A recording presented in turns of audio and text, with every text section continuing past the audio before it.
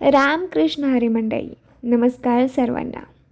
संत ज्ञानेश्वर महाराजांच्या पालखीचे प्रस्थान होत आहे. 8 जुलै रोजी संत ज्ञानेश्वर महाराज पालखी सोहळा हा महाराष्ट्रातील सर्वात मोठा प्राचीन पायी वारी करणारा सोहळा आहे आणि या सोहळ्याला 33 दिवसांचा कालावधी लागतो.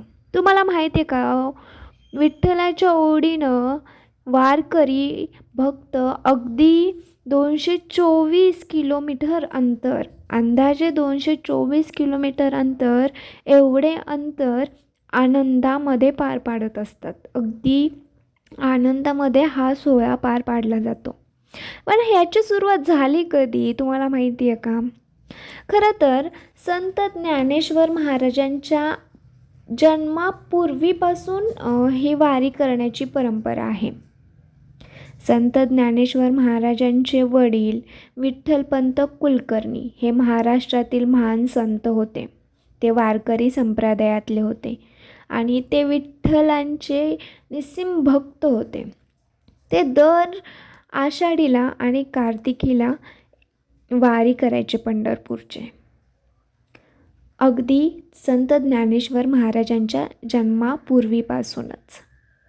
आणि हा जो कालावधी आहे ना, तो अगदी 800 वर्षापूर्वीपासूनचा आहे वारकरी संप्रदायाचा. आणि त्यानंतर इसवी सन 1800 या परंपरेला संघटित स्वरूप दिले ते श्री हैबतबाबा आरफळकर यांनी. ते संत ज्ञानेश्वर महाराजांचे निस्सीम भक्त.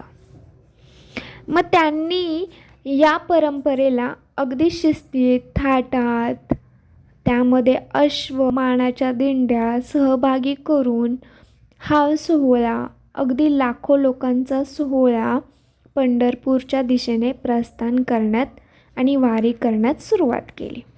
तर अशी ही वारीला सुरुवात झाली.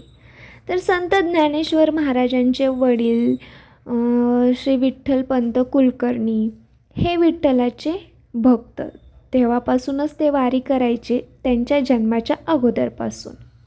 आणि त्यानंतर संत ज्ञानेश्वर महाराज हे सुद्धा वारी करत होते. आणि ह्यांची जी वारी आहे, आपल्या देवाला भक्ताची तर ओढ लागतेच आणि ही भक्तालासुद्धा देवाची ओढ लागते. तर श्री हैबत बाबा यांनी आपल्या देवाला त्यांच्या देवापर्यंत त्यांच्या भेटी घालण्यासाठी ही परंपरा तशीच चालू ठेवली, ती इसवी सन 1800 पासून.